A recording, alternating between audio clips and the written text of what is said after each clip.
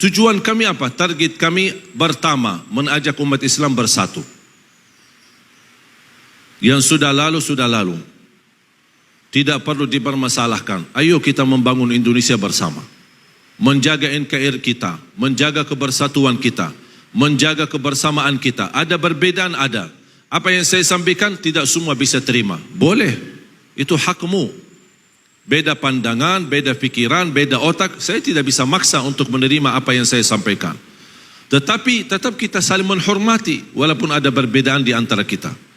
Saya suka kalau masuk masjid, selalu saya sesuaikan.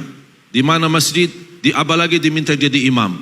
Kalau salat subuh saya tanya, kunut subuh tidak? Oh kami biasa kunut subuh, saya kunut subuh.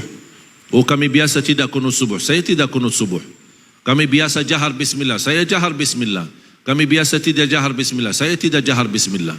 Kami selepas salat biasanya zikir jama'i, saya zikir jama'i. Selepas salat kami zikir masing-masing, saya zikir masing-masing. Sesuaikan. Ini semua perbedaan, tidak mungkin bisa disatukan. Jangan harap satu saat NU sama Muhammadiyah jadi satu. Satu pandangan, satu pemahaman. Tidak bisa. Karena itu lawan sunnatullah. Sunnatullah, Allah menciptakan manusia dengan adanya perbedaan. Kenapa tidak bisa disatukan? Karena beda otak. Dan tidak bisa jadikan manusia satu otak, satu fikiran, satu pandangan. Contoh sederhana, Imam Syafi'i.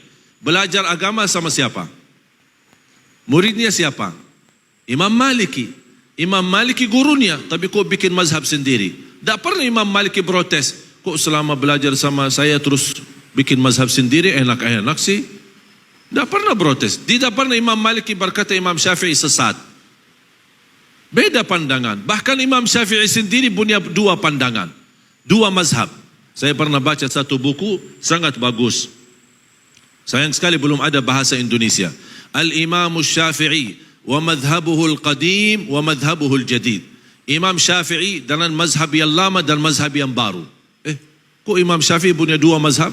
Ketika saya baca judulnya, kok Imam Syafi'i tak konsisten? Tapi begitu membaca dalamnya, subhanallah, terlihat kekayaan ilmu Imam Syafi'i yang mampu menyesuaikan. Ketika dia berada di Irak, beda ketika dia berada di Mesir. Beda budaya, beda kebiasaan, beda lingkungan, beda suasana. Makanya dia bisa menyesuaikan dengan ilmunya, cocok di Mesir dan cocok di Irak. Saya yakin kalau Imam Syafi'i masih ada, apalagi datang ke Indonesia, ada mazhab yang ketiga yang cocok dengan selera orang Indonesia.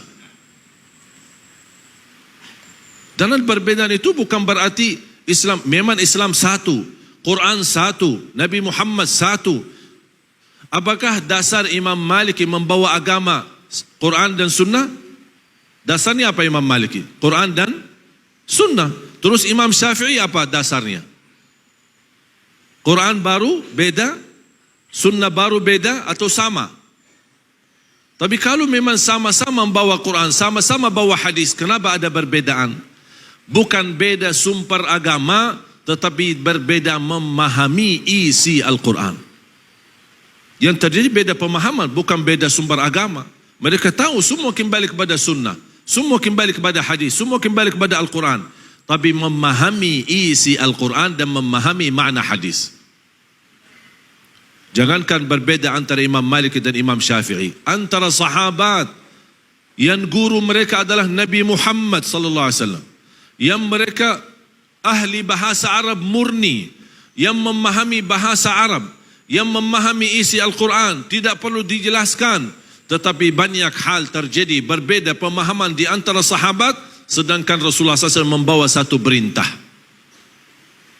Kisah yang masyhur, hadis yang masyhur, hadis kisah Yahud Bani Quraidah.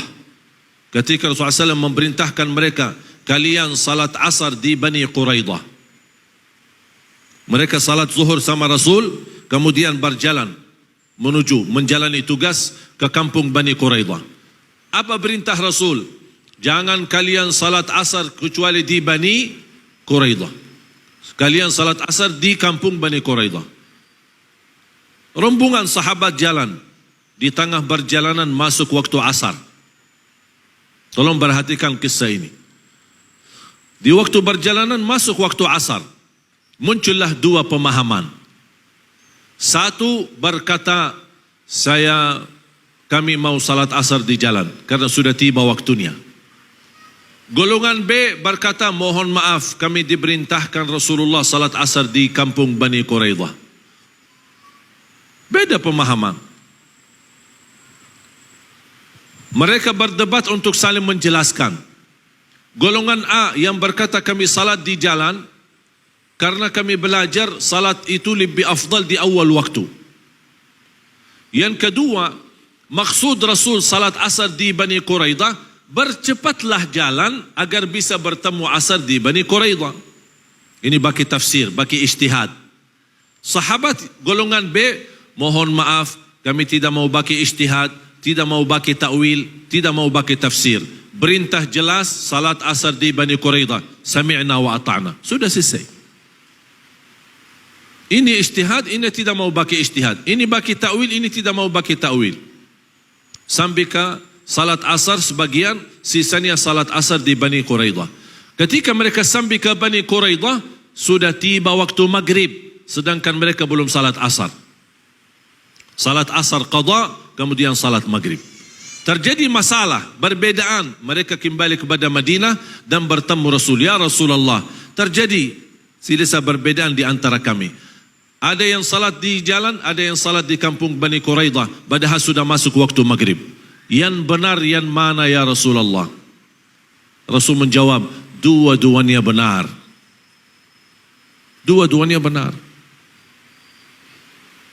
Semua berdakwah di Indonesia, insya Allah saya yakin semuanya niat baik untuk Indonesia. Silahkan Bapak Ibu belajar.